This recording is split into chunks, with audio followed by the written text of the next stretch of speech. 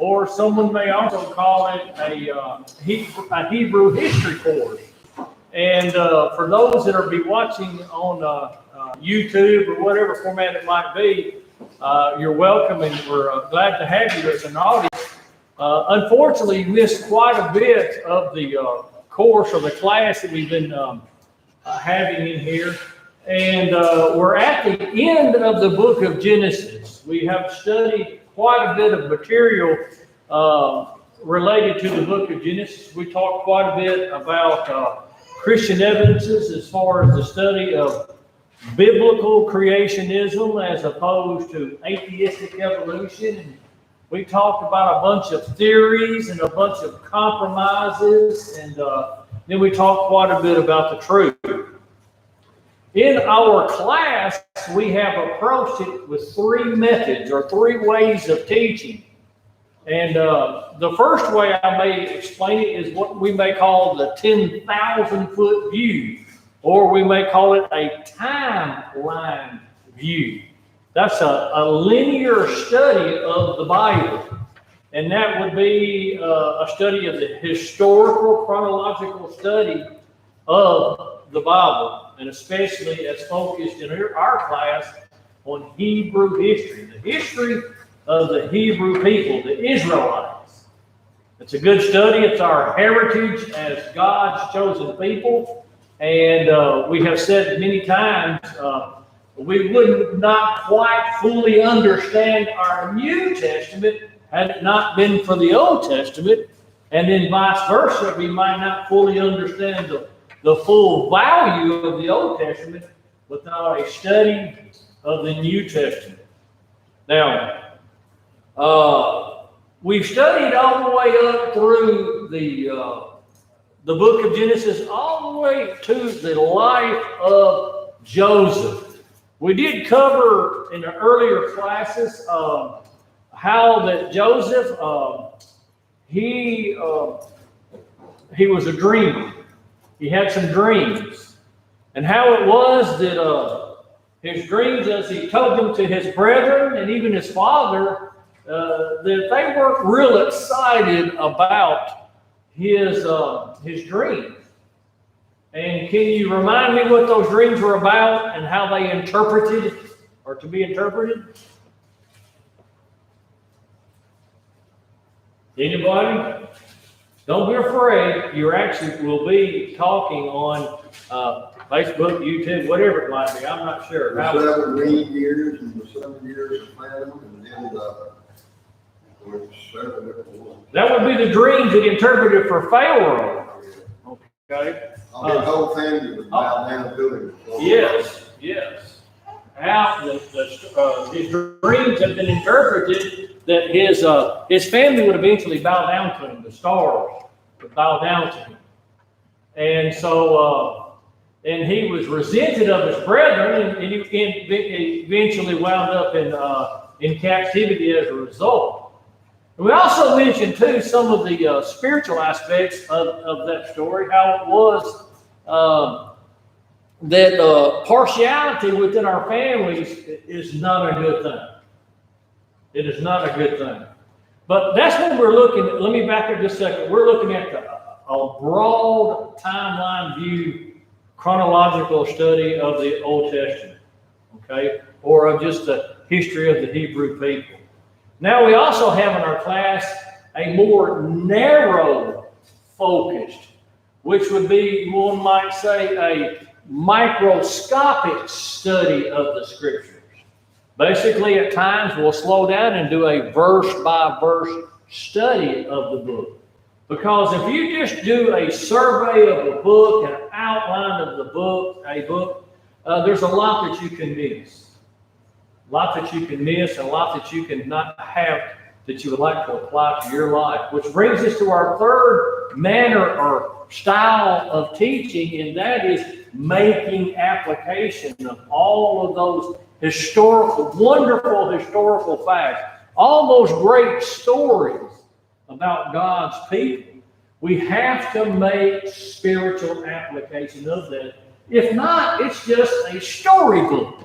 If not, it's just a history book full of historical facts. we have to stop and make application to our lives. We have to do that. Now, we divided up that book.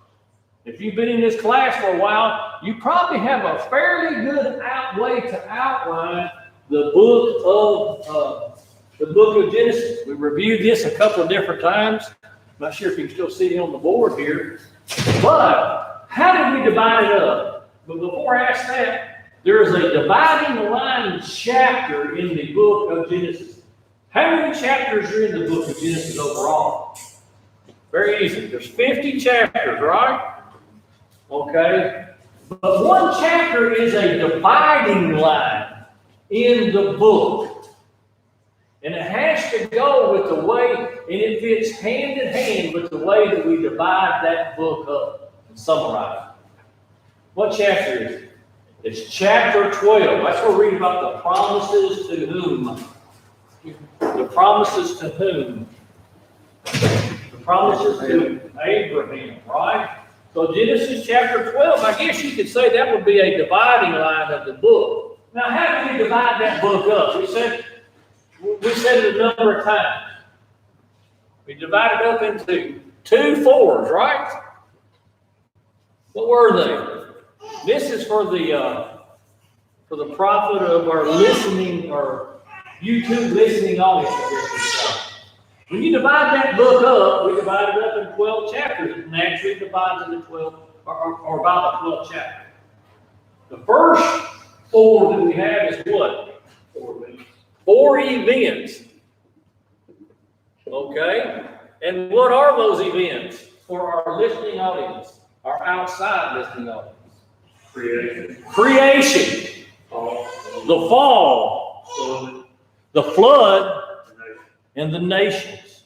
If you study the first 11 chapters of the book of Genesis, you can divide it up into those 4 categories. Okay?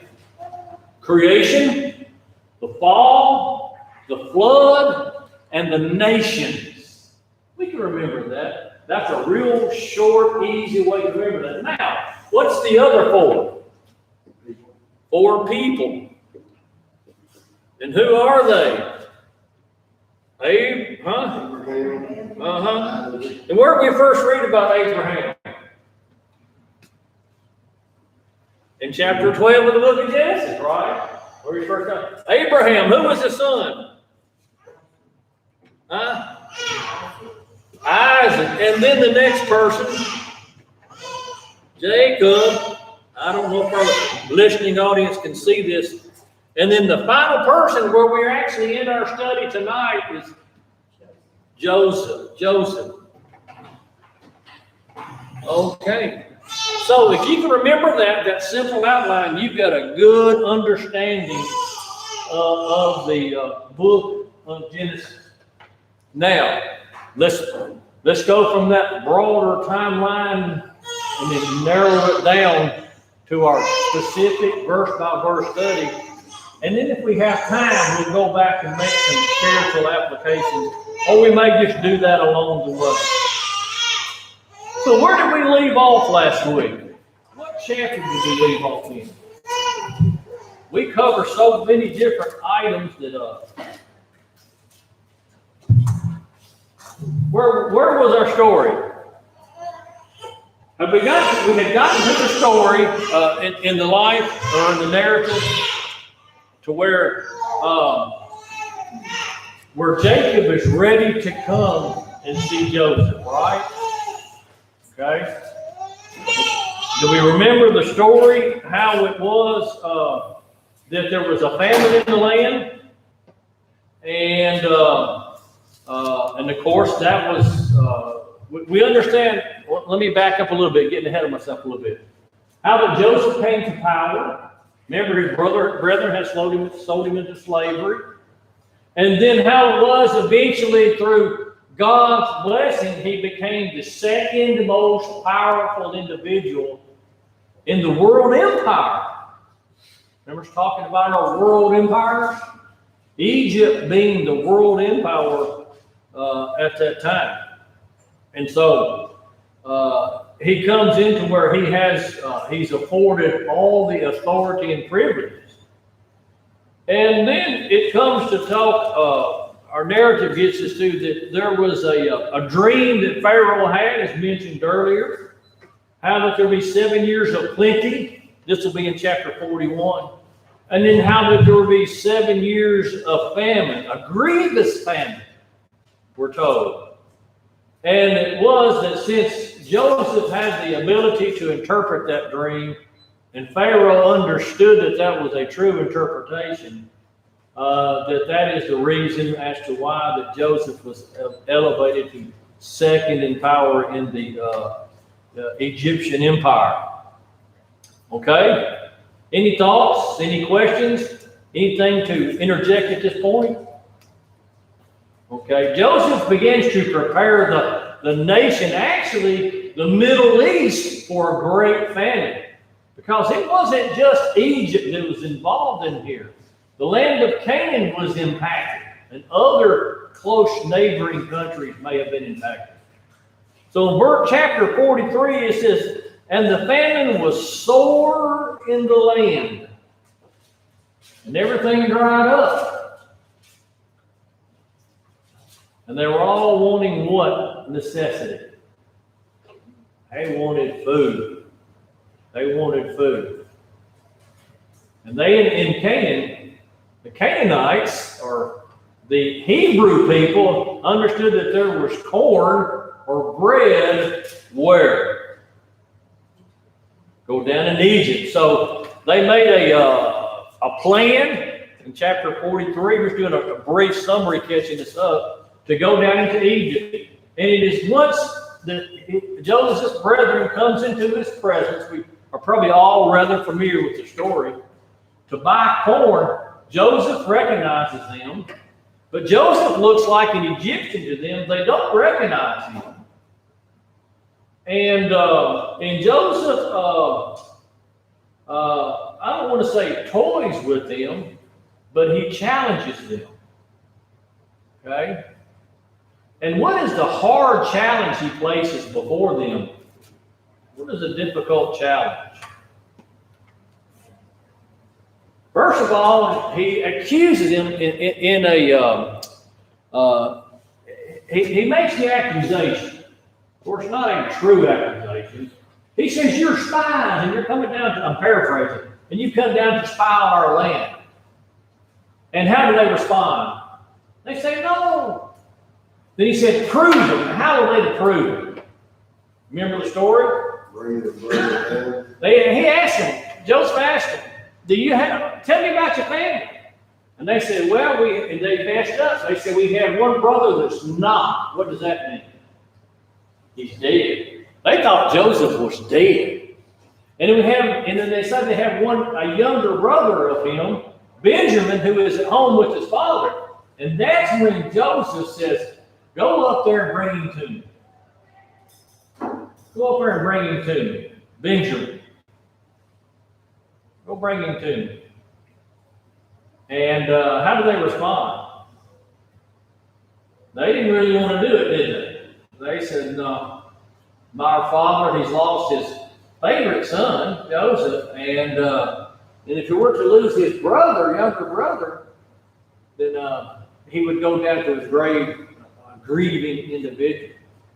So he allows them to go back and tell the story how he packs their money and their wares back into their bags of corn, sends them back home. When they get there, they discover that they all have their money back, and they are scared to death that Pharaoh, or the second person, the governor of Egypt, is going to prosecute them. And so eventually they have to go back down to Egypt. Okay? And they take Benjamin with them, correct? I'm just paraphrasing, trying to move through years of history very quickly. Take Benjamin with them. And once again, they know not it's Joseph. And Joseph toys with them a little bit, I guess you might say. He presents them a meal, does he not? He feeds them well, gives them a lot of attention. Okay? And what is the one strange thing that he did to Benjamin while they were all eating? Remember, he gave him 5 times the food he did his own brother, the brother. Very interesting. And that caught their attention. That made them start thinking, what in the world is going on here? Okay?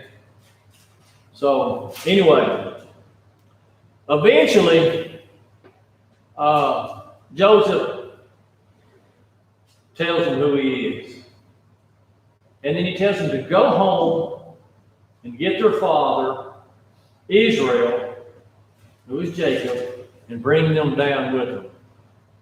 And that pretty much brings us up to chapter 46. I'm sorry for the paraphrase and skipping of a ton of verses and a wonderful text, but we've got to move on. Chapter 46. And it says, in Israel, who is Israel? Once again, Jacob. There's the beginning of the tribes of Israel, the children of God. And Israel took his journey with all he had and came to Beersheba. That's the southernmost of the land of Canaan. Okay. Now watch this. Had he received the promise? Had the promises of Abraham been reiterated to Abraham's son and to his grandson and to his children? That promise had been reiterated. Okay, and it will be once again here. Look in verse 2. And God spake to Israel in the vision of the night and said to Jacob, Jacob, Jacob. And he said, here am I. He said, I am God, the God of thy father. Fear not to go down to Egypt, for I will be with thee, a great nation. And I will go down with thee in Egypt, and I will also surely bring thee up again. And Joseph, he already knows that Joseph's going to be alive. And Joseph shall put his hand upon thine eyes. And it goes on to say that Joseph rose up and headed toward, of course, he had made a sacrifice there at Beersheba. Made an altar, made a sacrifice there. And he heads down toward Egypt. God gives Jacob or Israel assurance. This is going to be okay. Yes, there's a great famine in the land. You are being displaced. You're losing your homes. And you're fixing to have to go into a foreign land and be somewhat dependent upon a foreign people. A different kind of people. And he gives them, he says, I will be with you. But now look at the very last phrase in chapter 46 and verse 4. And Joseph shall put his hand upon thine eyes. What does that mean? You're going to be with him in death. Probably symbolic of the idea or the thought that when someone passes away, they may not close their eyes, and then someone has to take their hand and pull their eyelids down. That's the idea or thought here. You're going to die seeing your precious son. A wonderful thought. A wonderful event that's promised. So Jacob gets up. He's got the promise of God under his belt. He's made sacrifice and worship to God. He is ready to head to Egypt, and he goes. Okay? I kind of skipped over a little bit. How did Pharaoh respond when Joseph said that he was going to go get his father in Canaan and bring him down? How did he respond? He said, go get him. As a matter of fact, you get all the wagons you can get and utilize out of Egypt, and you go up there and you get your people. You get your people and their stuff. Look in chapter 46 and in verse 1. And then to Joseph in the land of Egypt, let's see, no, that's not what I'm looking for. 46 and verse 20. Let's see. No, that's not the one I'm really wanting right now. We'll come back to that. Let's see. Let's move on here. Well, how does Joseph prosper? How goes it in Israel or in Egypt? It goes well. Let's just keep moving through some of the passages here. The next several verses in chapter 46 basically gives a description or the names of all the individuals that will leave Canaan and that will go down into Egypt. Jacob, Rachel, Leah, the handmaidens, all that had survived, and all the children and generations after that. And the best estimate is, from what I understand, you may see it differently, it's about 70 people. Okay? I'm not sure how they account for everyone, because it might be that some of the women were not counted, 68 to 70 individuals. But anyway, they're told when they get down into Egypt, here's what you need to say that your occupation is, because you're going to be asked what you do. And so what are they told to state as their occupation, of which they are? They were what? What were they? What was their occupation? Were they farmers? They were shepherds. They were shepherds, somewhat in a nomadic sense. Okay? Now, how did the Egyptians look at that? What was their attitude? I skipped over a lot. Go back into chapter 43. Go back into chapter 43. Back when Joseph was somewhat toying with his brethren, in chapter 43 and in verse 32, it gives us a hint as to how that the Hebrews would be viewed, or how they are viewed in the eyes of the Egyptians. Someone read that for me. Genesis 43 and 32. Okay, I'll read it. And they set on him for by himself and for by themselves and for the Egyptians. In other words, they were setting out the places to eat. And for the Egyptians, now watch this, which did eat with him, that's talking about Joseph, by themselves. Why? Why are they segregating their meals from the Hebrew people? Joseph's brothers. Right here. Because the Egyptians might not eat bread with the Hebrews. Why? For that is an abomination to the Egyptians. Think about that for a moment. What did the Egyptians, how did the Egyptians feel about the shepherd people? They thought they were a lower class, did they not? Said that they were an abomination to eat with him. That's reiterated. Look in chapter 46 now. Chapter 46 and verse 34. They're told to tell the Pharaoh, when he asked them what's their occupation, tell him you're a shepherd. Don't be ashamed of it. Because it's going to come out to be a benefit. Look in verse 34. That ye shall say, thy servant's trade hath been about cattle, for our youth even until now, both we and also our fathers, that ye may dwell in the land of Goshen. For every shepherd is an abomination unto the Egyptians. The Egyptians thought that they were a low class of people. It kind of reminds me of the caste system that they have over in India. They have ranks and levels in there, and the upper class does not mingle with the lower class at all. It's an abomination in their society. And that's what we see here. Now here's a question.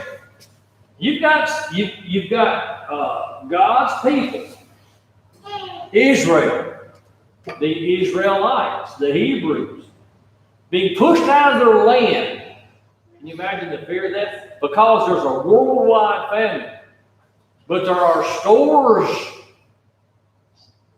of food in Egypt. They're having to depend upon this pagan nation for sustenance. Is there a spiritual application there for us? Can the people of God live and work in a pagan nation and yet remain faithful to God? Does God have to more or less clean the slate for us and give us a clean place to live where there's no threat of anything? No. He puts us through that. Now, once again, when you think about that, they went to the land of Goshen. And it said that was the best land that there was for pastures in Egypt. Okay? So that kind of worked out for them. It's a very fertile area. And how did they prosper? Did they prosper? Did they prosper? Look in chapter 47 and verse 27. 47 and verse 27. And Israel dwelt in the land of Egypt, in the country of Goshen, and he had possessions therein, and grew and multiplied exceeding. They prospered in the middle of a famine. I'm going to go forward just a little bit. When we study the story of Joseph, what's the spiritual application we can make? This entire narrative here. What is the application we can make? I'm looking for one word. The what of God. Might be two words. What is God doing here for his people? He is providing for them sustenance, is he not? It has to do with the word provide. What's going on here? What lesson can we learn today from this narrative? The providential care of God. I mean, if we had time to sit down and look at every aspect and to, thrash out every thought in verse about this, it's an amazing story. How it seemed like all odds were against Joseph, and now at this time, all odds were against the Hebrews. But God brought them down into a land to do what? To preserve them, to protect them, to feed them. Basically, it was a great incubation period for them, as we can see as we open up into the book of Exodus. Now, moving on through the story, just having to hit the highlights. They prospered. The Hebrews prospered down in Egypt. And then eventually, Jacob gets old, his eyes get dim, he passes his blessings upon his children. Remember how it was that he puts his right hand on Ephraim and his left hand on Manasseh, Ephraim being the second, Manasseh being the first. Joseph didn't like that, tried to cross his hand, and Jacob said no. He said the second shall be greater. Ephraim will be greater. But anyway, another story there. As Joseph gives the final blessings to his family. Now, when Jacob dies, okay, he has to do what? That his body be buried where? The cave of Machpelah, back in his homeland. Okay. After his death, after Jacob's death and burial, Pharaoh allows Joseph to take a great company up into Canaan and to bury his father. And then after that's all said and done, and they come back to Egypt where they're going to be living, what's his brothers thinking? What are his brothers thinking? The last chapter of the book. I'm sorry we're having to paraphrase this. in the last chapter of the book. Verse 14, and Joseph returned into Egypt. He and his brethren and all went up to bury his father after he had buried his father. And when Joseph's brethren saw that their father was dead, they said, Joseph will peradventure hate us. Now that Dad is gone, he's going to take vengeance upon us because of what we did to him. They were scared to death for their lives. They send a messenger to Joseph. They ask for forgiveness in verse 17. And his brethren went also, and they just fell down at the mercy of Joseph. Please, Father's dead, don't take vengeance upon us. How did Joseph respond? This is a key passage in the entire book. How did Joseph respond? Verse 19, look. And Joseph said unto them, fear not, for am I in the place of God? Well, give life and take life. But very quickly, verse 20. But as for you, he said, ye thought evil against me. He's talking to his brothers. But here is the crux of the story. But God meant it unto good. Now wait a minute. God meant it to good that Joseph would be thrown in a pit, and his father would be told he's dead. Then he'd be sold into slavery, and then he would be in Potiphar's house and unjustly accused of attempting to molest Potiphar's wife and thrown into prison for a couple of years and not get any help for 2 years. And all that happened to him, finally got out of prison. Look at the passage here. You need to underline this. But as for you, ye thought it evil against me. But God meant it unto good to bring to pass, as it is this day, to save much people alive. Providence of God. Our time is up. Appreciate your attention.